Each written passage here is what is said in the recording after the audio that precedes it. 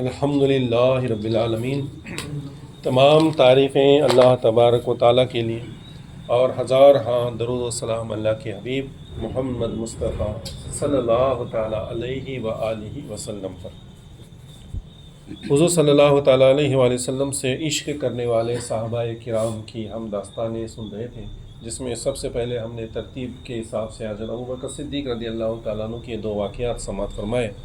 آج جو ہے حضرت عمر فاروق رضی اللہ تعالیٰ عنہ کا واقعہ ہم سماعت فرمائیں گے، کیونکہ خلافت کی ترتیب جو ہے حضرت ابوبکر صدیق پہلے خلیفہ ہیں، دوسرے حضرت عمر فاروق رضی اللہ تعالیٰ عنہ، تیسرے عثمان غنی اور چوتھے حضرت علی رضی اللہ تعالیٰ عنہ ہمارے خلیفہ ہیں، امیر المومنین ہیں۔ تو پہلے خلیفہ کے واقعات سماعت فرمانے کے بعد دوسرے خلیفہ حضرت عمر فاروق رضی اللہ تعالیٰ عنہ کا عشق رسول، آپ کا عشق رسول بھی بڑا نمایاں ہے، اور ہر وقت ہر جگہ ہمیں حضرت عمر فاروق رضی اللہ تعالیٰ عنہ کا عشق رسول نظر آتا ہے۔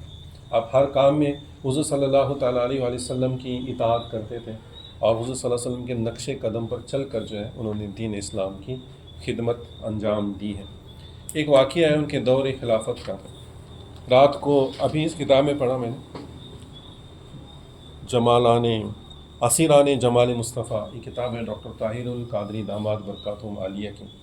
اس کے اندر انہوں نے 40 صحابہ کرام کا تذکرہ کیا ہے جن کا عشق رسول بڑا نمایاں تھا۔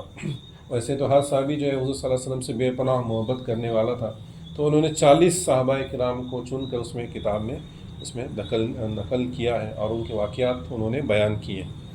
تو حضرت عمر فاروق رضی اللہ تعالیٰ عنہ کا جو واقعہ ہے وہ یہ کہ دور خلافت میں وہ اپنے رعاء کی دیکھ بھال کے لیے رات کو نکلتے تھے، اور رات کو دیکھتے تھے کہ کوئی غریب، کوئی بھوکا، کوئی پریشان حال تو نہیں ہے، کہ جس تک سرکار کی مدد، یعنی خلافت، آپ خلیفہ تھے تو سرکار کی طرف سے جو آپ کو کچھ مدد پہنچی ہے یا نہیں ہے، کوئی بے سہارا، بے مدد، بے یار و مددگار تو کوئی نہیں ہے، یہ دیکھنے کے لیے نکلا کرتے تھے۔ تو آپ نے دیکھا کہ ایک جھوپڑی جیسا گھر تھا، اور اس گھر کے اندر چراغ کی روشنی نظر آ رہی۔ تو آپ وہاں پر پہنچے، تو دروازے کے قریب جب پہنچے تو دیکھا کہ اندر ایک بوڑھی عورت جو ہے اپنا سوت کاٹ رہی تھی۔ چراغ کی روشنی میں وہ پہلے سوت کاتا جاتا تھا، جسے کپڑے بنائے جاتے تھے، وہ سوت کاٹ رہی تھی، اور کاٹتے کاٹتے وہ اشعار پڑھ رہی تھی۔ عرب کے لوگوں کو جو ہے شاعری کا بڑا شوق ہوا کرتا تھا، وہ کتابیں پڑھنا نہ بھی آئے تو انہیں اشعار بہت یاد ہوتے تھے، اور وہ بیٹھے بیٹھے اشعار بھی بنا لیتے تھے۔ اشعار، شاعری جو ہے وہاں پر بہت بڑا اس کا رواج تھا۔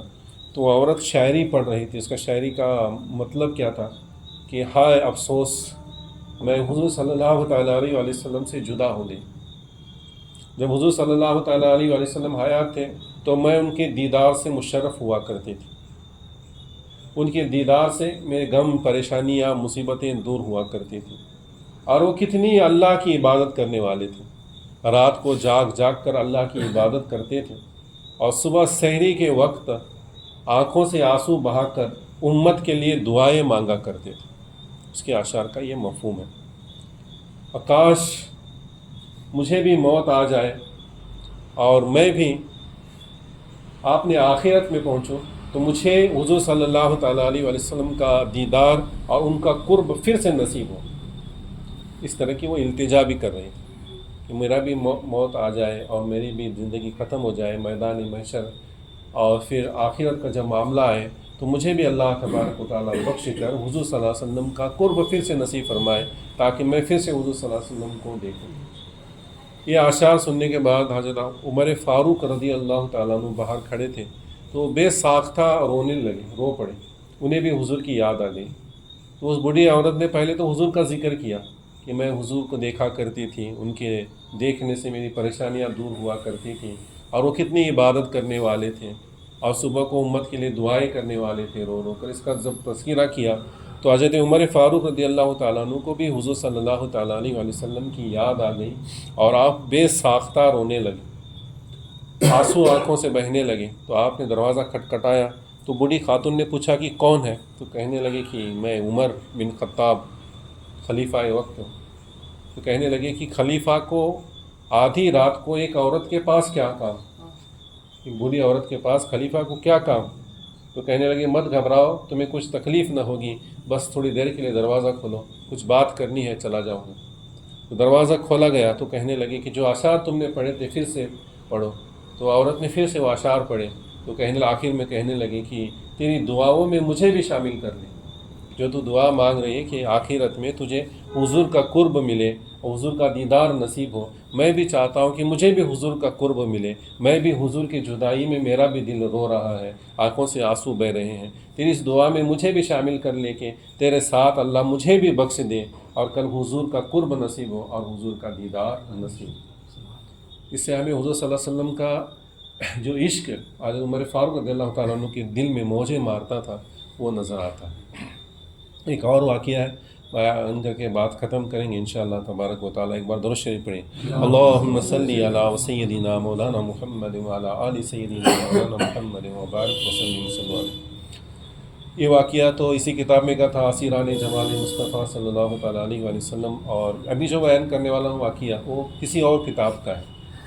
وہ واقعہ اس طرح ہے کہ حضور صلی اللہ تعالیٰ علیہ وسلم کے پردہ فرمانے کے بعد حضرت ابوبکر صدیق خلیفہ بنے، ان کے بعد عمر فاروق رضی اللہ تعالیٰ عنہ خلیفہ بنے. تو مسجد نبوی اور مدینہ منورہ وسیع ہوتا چلا گیا، لوگوں کی تعداد بڑھتی چلی گئی، باہر کے لوگ آ کر بسنے لگ گئے. مسجد نبوی میں نماز کی تعداد بڑھنے لگی اور مسلمانوں کی تعداد بھی بڑھ گئی تھی. تو گلیاں چھوٹی پڑنے لگ گئیں. جیسے شہر ڈیولپ ہوتا ہے تو پہلے کی جو گلیاں ہوتی ہیں، راستے ہوتے ہیں، وہ بڑے ہوتے ہیں، لیکن بعد میں گھر اور لوگوں کی تعداد زیادہ ہو جائے تو وہی راستے چھوٹے لگنے لگتے ہیں. تو اسی طرح کا معاملہ ہوا. حضرت عباس رضی اللہ تعالیٰ جو حضور کے چچا ہیں، ان کا گھر ایک گلی میں تھا اور آپ کے گھر پر جو پرنالہ تھا، چھت پر جو پرنالہ تھا پانی گرنے کا، وہ پرنالہ اس گلی میں آتا تھا. پہلے تو اس سے کچھ دقت نہیں ہوتی تھی کیونکہ لوگوں کی تعداد کم تھی، وہاں سے آنے جانے لوگوں کی تعداد کم تھی. پھر ادھر بستی زیادہ ہو گئی تو ادھر سے آنے والے لوگوں کی تعداد زیادہ ہو گئی تھی. مسجد نبی کے لیے نماز کے لیے آنے والے لوگوں کی تعداد زیادہ ہو گئی تھی اور ان کے چھت کا پرنالہ کا پانی وہیں گرتا تھا. اب چھت پر دھول مٹی وغیرہ ہوتی تھی، اسی کے ساتھ وہ پرنالے، بڑے بڑے پرنالے ہوا کرتے تھے پہلے، تو دھول مٹی بھی گرتی تھی اور لوگوں کے کپڑے گندے ہو جاتے تھے. لیکن حضور کے چچا تھے تو کوئی ان سے ڈائریکٹ نہ کہہ سکا. تو انہوں نے حضرت عمر فاروق رضی اللہ تعالیٰ عنہ جو خلیفہ تھے وہاں جا کر شکایت کی کہ حضرت عباس کے گھر کا پرنالہ بالکل گلی میں نکلتا ہے اور بارش کا پانی جب آتا ہے تو اس سے لوگوں کے کپڑے گندے ہو جاتے ہیں اور تکلیف ہوتی ہے، اور پانی زیادہ گر جاتا ہے تو رستے سے چلنا بھی مشکل ہو جاتا ہے. تو آپ ان سے کہیں کہ اس پرنالے کو ہٹا دیں اور دوسری طرف دیوار پر پرنالہ لگا دیں. تو حضرت عمر فاروق رضی اللہ تعالیٰ عنہ تو انصاف کے لیے آپ کا نام مشہور ہے، کہنے لگے کہ آپ کی بات صحیح ہے، میں دیکھتا ہوں اگر واقعی پرنالہ گلی میں اس کا پانی گرتا ہے تو اس پرنالے کو نکالا جائے. آپ اونٹ پر سوار ہو کر آئے، حضرت عباس رضی اللہ تعالیٰ عنہ کے گھر کے پاس پہنچے تو دیکھا کہ واقعی پرنالہ جو ہے برابر گلی کے بیچ میں اس کا پانی گرتا ہے. تو آپ نے اونٹ پر کھڑے ہو کر اس پرنالے کو زور سے ہلایا اور پرنالہ نکال لیا اور گھر والوں سے کہا کہ اگر عباس ہیں تو بلاؤ. کہنے لگے عباس تو نہیں ہے. کہنے لگے عباس آئے تو ان سے کہہ دینا کہ یہ پرنالہ عمر نے نکالا ہے، اکھاڑا ہے، اور آپ کے چھت کے 3 دیواریں اور ہیں، 3 راستے اور ہیں کہ جہاں پر پرنالہ لگایا جا سکتا ہے. تو 3 راستوں میں سے کسی بھی راستے میں وہ پرنالہ لگا لیں، بس اس راستے میں پرنالہ نہیں لگے گا. کہہ کر چلے گئے. جانے کے بعد پھر حضرت عباس آئے تو لوگوں نے کہا کہ عمر فاروق رضی اللہ تعالیٰ عنہ آئے تھے اور انہوں نے آپ کے چھت کا پرنالہ اونٹ پر کھڑے ہو کر خود اپنے ہاتھوں سے اکھاڑ دیا ہے، نکال دیا ہے، اور کہا ہے کہ آپ کی چھت کی 4 سمتیں ہیں، 4 دشائیں ہیں، کسی 3 دشاؤں میں سے کہیں بھی لگا دیں لیکن ادھر آپ کا پرنالہ نہیں ہونا چاہیے. تو حضرت عباس رضی اللہ تعالیٰ عنہ مسکرانے لگے اور کہنے لگے اچھا ٹھیک ہے. لوگ کہنے لگے مسکرا کیوں رہے آپ، تمہارا پرنالہ نکالا گیا ہے، اس کی کچھ تجویز کرو. کہنے لگے کہ نکالا ہے عمر نے، بٹھائے گا بھی عمر. بس اتنا کہا اور مسجد نبی میں چلے گئے. جانے کے بعد نماز ختم ہوئی تو عمر فاروق رضی اللہ تعالیٰ عنہ نے حضرت عباس سے کہا یہ کیا تم حضور کے چچا ہو اور لوگوں کو تکلیف دینے والا کام کرتے ہو؟ عباس نے کہا کیا کام؟ کہنے لگے کہ تمہارا پرنالہ جو ہے لوگوں کے آنے جانے والی گلی میں اس کا پانی گرتا تھا، لوگوں پر چھینٹیں پڑتی تھیں، تم نے اسے نکالا کیوں نہیں؟ 3 اور دیواریں تھیں، 3 اور کسی دیوار میں لگا دیتے، آپ نے اسی طرف کیوں لگایا؟ تو میں نے اس پرنالے کو اکھاڑ دیا. تو حضرت عباس کہنے لگے کہ میں بھی حضور صلی اللہ تعالیٰ علیہ وسلم سے محبت کرنے والا، ان کے نقش قدم پر چلنے والا، میری بھی کوئی خواہش نہ تھی کہ میں حضور کے امتیوں کو تکلیف دوں۔ میں بھی چاہتا تھا کہ وہ پرنالہ اکھاڑ دوں اور کسی دوسری طرف لگا دوں، کیونکہ اب ادھر بستی زیادہ ہو گئی ہے تو ادھر سے آنے والے لوگوں کی تعداد زیادہ ہو گئی ہے، تو میں نے سوچا تھا کہ اس کو نکال دوں اور دوسری طرف لگا دوں۔ لیکن جب نکالنے کے لیے چلا گیا تو مجھے ایک بات یاد آ گئی کہ یہ پرنالہ جو ہے خود حضور صلی اللہ تعالیٰ علیہ وسلم نے اپنے ہاتھوں سے لگایا۔ حضور کے چچا ہیں، تو حضور کے چچا جب گھر اپنا تعمیر کر رہے تھے تو تعمیر ختم ہونے کو آیا تو حضور صلی اللہ علیہ وسلم کے گھر دیکھنے کے لیے چلے گئے تھے، اپنے چچا گھر باندھ رہے ہیں تو دیکھنے کے لیے چلے گئے، تو کہا کہ تھوڑی میں بھی کام مدد کرتا ہوں تمہاری، اور انہوں نے وہ پرنالہ اس وقت بٹھانا تھا تو اپنے ہاتھوں سے وہ پرنالہ وہاں پر بٹھایا۔ اس وقت ادھر بستی نہیں تھی، اب بستی ہو گئی، لوگوں کا آنا جانا شروع ہو گیا۔ تو عباس کہتے ہیں کہ میں نکالنے کے لیے گیا لیکن مجھے یاد آ گیا کہ حضور نے اپنے ہاتھوں سے اس پرنالے کو بٹھایا ہے، تو میں کیسے نکالوں، اس لیے میں نے اسے نہیں نکالا۔ تو عمر فاروق رضی اللہ تعالیٰ عنہ بھی رو پڑے، کہنے لگے جو کام حضور نے کیا ہے میں نے اسے انجانے میں اکھاڑ دیا، چلو واپس چلتے ہیں۔ واپس حضرت عباس رضی اللہ تعالیٰ عنہ کے گھر پر پہنچے، کہنے لگے کہ میں اونٹ پر سوار ہو کر میں نے تمہارا پرنالہ نکالا تھا، لیکن اب میں جھک جاتا ہوں، میرے کندھے پر سوار ہو کر اس پرنالے کو بٹھا۔ تو حضرت عمر فاروق رضی اللہ تعالیٰ عنہ جھک گئے، عباس ان کے کندھے پر سوار ہو کر انہوں نے جو ہے اس پرنالے کو پھر سے وہاں بٹھا دیا۔ تو یہ عشق رسول، حضرت عمر فاروق رضی اللہ تعالیٰ عنہ عدل و انصاف کے لیے مانے جاتے ہیں۔ اب یہ کام ایسا تھا کہ لوگوں کو تکلیف والا تھا، لیکن کہنے لگے ایک تکلیف ہوتی ہے تو ہونے دو، لیکن یہ حضور کے ہاتھوں سے بٹھایا ہوا ہے، لوگ تھوڑی تکلیف سہ لیں گے۔ تو صحابہ کرام جو تھے اس وقت وہاں کے جو لوگ تھے کہنے لگے کہ ہم اس تکلیف کو سہنے کو تیار ہیں، اگر چند قطرے گرتے ہیں ہمارے اوپر اور ہمارے کپڑے گندے ہوں ہمیں یہ گوارا ہے، لیکن حضور نے اپنے ہاتھوں سے جو بٹھایا ہے ہم بھی نہیں چاہتے کہ اس کو نکالا جائے۔ تو اسی طرح سے رکھا گیا۔ یہ واقعہ تھا جو عشق رسول کی طرف ہمیں دلالت کرتا ہے۔